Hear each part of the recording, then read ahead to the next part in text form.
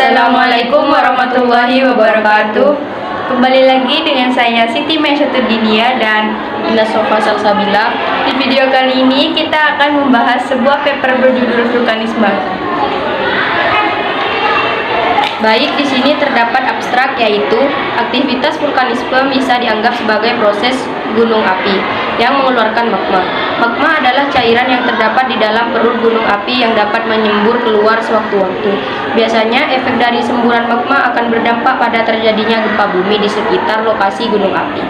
Magma terbentuk karena lapisan pada pengertian litosfer yang ada di perut bumi terkena tekanan suhu yang panas hingga terbakar. Magma yang keluar dari dalam perut gunung api pada saat terjadinya peristiwa erupsi disebut lava.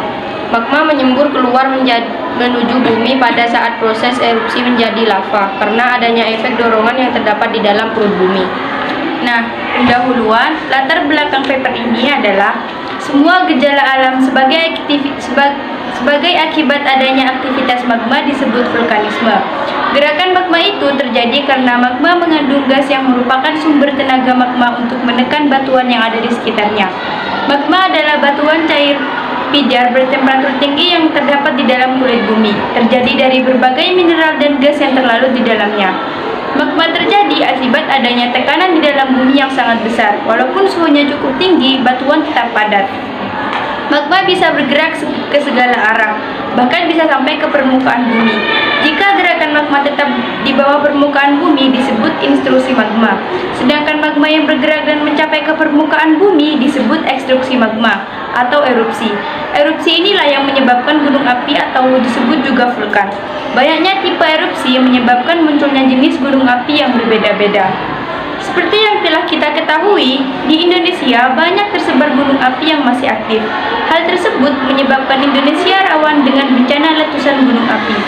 Erupsi pada gunung api menimbulkan dampak pada kehidupan manusia. Dampak tersebut selain dapat merugikan, juga dapat memberikan keuntungan bagi manusia. Berdasarkan latar belakang tersebut, makalah rumusan masalahnya adalah sebagai berikut. Yang pertama, apa yang dimaksud vulkanisme? Yang kedua, apa pengertian intrusi dan ekstruksi magma? Dan yang ketiga, bagaimana struktur gunung api? Yang keempat, apa saja jenis-jenis gunung api? Dan yang kelima, bagaimana gejala dan dampak dari letusan gunung api? Dan tujuan umumnya adalah: 1. Mengetahui pengertian vulkanisme. Yang kedua, mengetahui pengertian intrusi dan ekstruksi magma. Yang ketiga, mengetahui jenis-jenis gunung api. Dan yang keempat, mengetahui gejala dan dampak dari letusan gunung api. Selanjutnya pembahasan. Apa yang dimaksud vulkanisme? Vulkanisme adalah peristiwa yang berhubungan dengan keluarnya magma ke permukaan bumi. Peristiwa vulkanisme berhubungan dengan pembentukan gunung api, yaitu pergerakan magma dari dalam litosfer yang menyusup ke lapisan yang lebih atas atau sampai ke permukaan bumi. Di dalam litosfer, magma menempati suatu kantong yang dinamakan dapur magma atau batrolit. Magma dapat diartikan sebagai bahan-bahan silika pijar yang terjadi atas bahan padat batuan, cairan, dan gas yang berada di dalam lapisan kulit bumi.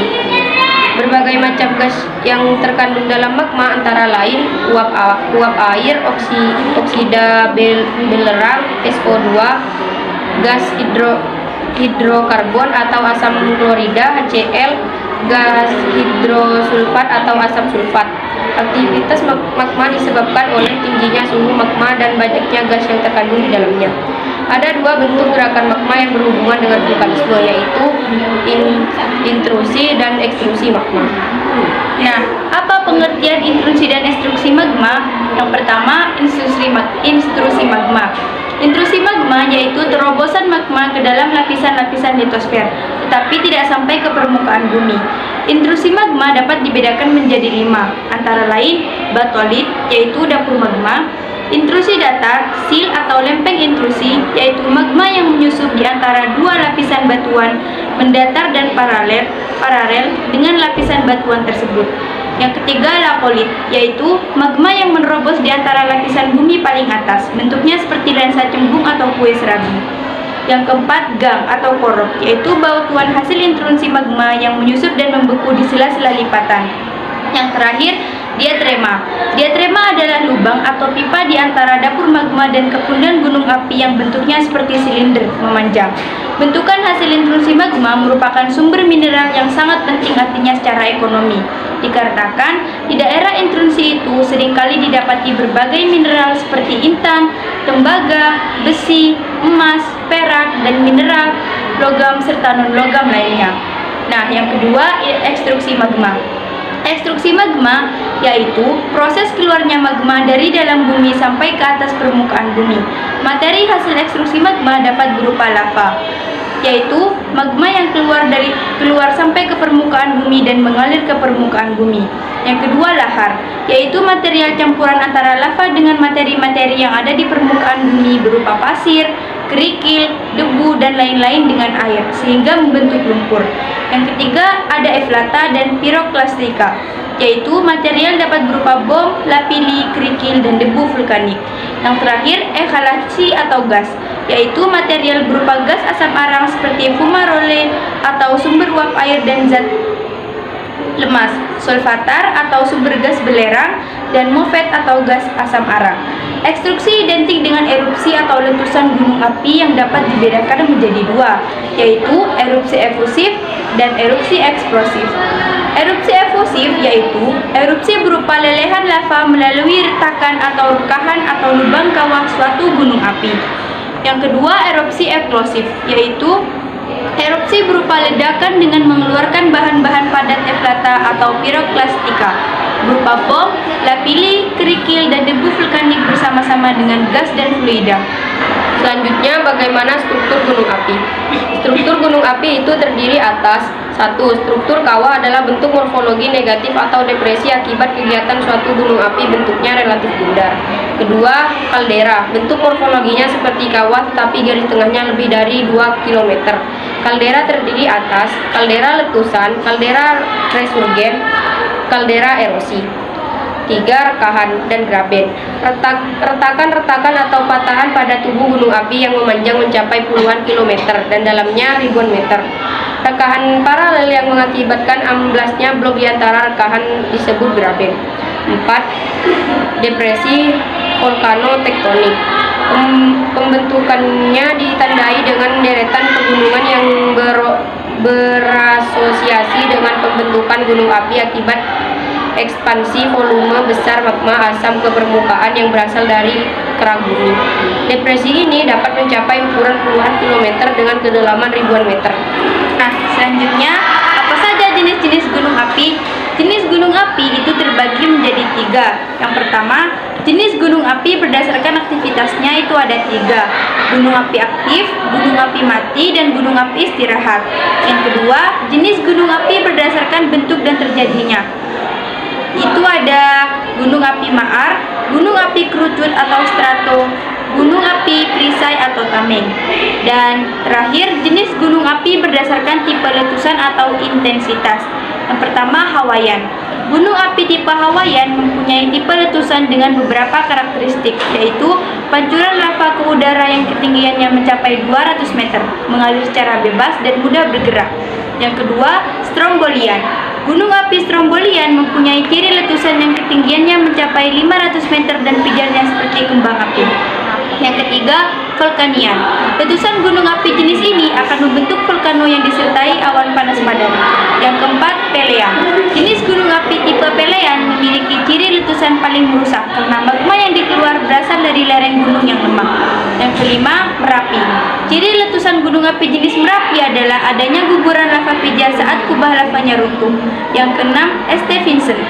Gunung api jenis St. Vincent mempunyai letusan yang dibarengi longsoran besar serta awan panas yang dapat menutupi area luas. Yang ketujuh, Surstean. Tipe letusan gunung api jenis Surstean sama dengan Vulkanian, tetapi kekuatan letusannya lebih besar. Dan yang terakhir, ada Plinian. Gunung api jenis Plinian punya letusan eksplosif yang sangat kuat dan tinggi letusannya bisa lebih dari 55 km. Selanjutnya, bagaimana gejala dan dampak dari letusan gunung api? Gejala vulkanisme sebagai indikasi gunung api akan meletus sebelum gunung api meletus. Ada sejumlah gejala vulkanisme yang muncul. Hal-hal di lingkungan sekitar yang menjadi gejala vulkanisme yaitu: 1. Peningkatan suhu di sekitar kawah gunung api. 2. Sumber air yang terletak di wilayah tersebut mendadak kering. 4. Pohon-pohon yang tumbuh di sekitar area gunung menjadi kering dan mati. 4. Sering terjadi getaran-getaran gempa baik secara kecil hingga besar yang disertai gemuruh. 5. Binatang-binatang liar yang tinggal di sekitar gunung api banyak yang mengungsi ke wilayah lain. Gejala vulkanisme: kerugian akibat erupsi gunung api. Gejala vulkanisme karena aktivitas gunung api terbentuknya berdampak untuk lingkungan dan kehidupan masyarakat. Berikut kerugian yang dapat terjadi. 1. Lava dengan suhu tinggi dan erupsi gunung api dapat menghancurkan daerah pemukiman, lahan pertanian, kerusakan hutan, bahkan merenggut jiwa penduduk. 2. Hembusan awan panas dan abu vulkanik mengakibatkan polusi udara. 3. Aliran lahar dapat mengakibatkan banjir bandang yang mengandung lumpur tinggi saat hujan deras terjadi. Gejala vulkanisme: dampak positif letusan gunung api. Selain kerugian yang timbul, erupsi gunung api ternyata bisa menghasilkan dampak positif yang berjangka panjang. Berbagai dampak positif tersebut adalah: 1. Material erupsi gunung api mengandung material-material yang dapat menyuburkan tanah dan bermanfaat menjadi area pertanian atau perkebunan. 2. Pembekuan magma menjadi batuan beku intrusif dan ekstrusif dapat dimanfaatkan sebagai bahan bangunan. 3.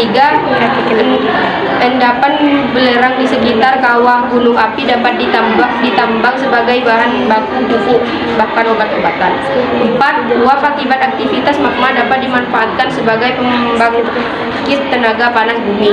Contohnya PLTP Kamojang di Kabupaten Garut, Jawa Barat. 5. Kawah sejuk pegunungan dapat dipergunakan untuk menarik wisatawan. Bab 3 penutup. Jadi kesimpulan dari paper ini adalah vulkanisme adalah semua peristiwa yang berhubungan dengan keluarnya magma dari permukaan bumi. Peristiwa vulkanisme berhubungan dengan pembentukan gunung api, yaitu pergerakan magma dari dalam litosfer yang menyusup ke lapisan yang lebih atas atau sampai ke permukaan bumi. Di dalam litosfer, magma menempati suatu kantong yang dinamakan dapur magma atau batolit. Ada dua bentuk gerakan magma yang berhubungan dengan vulkanisme, yaitu intrusi dan ekstrusi magma. Dan struktur gunung api itu terdiri dari struktur bawah, kaldera, rekahan dan graben, dan depresi vulkanotektonik. Jenis-jenis gunung api itu terbagi menjadi 3. Yang pertama, jenis gunung api berdasarkan aktivitasnya.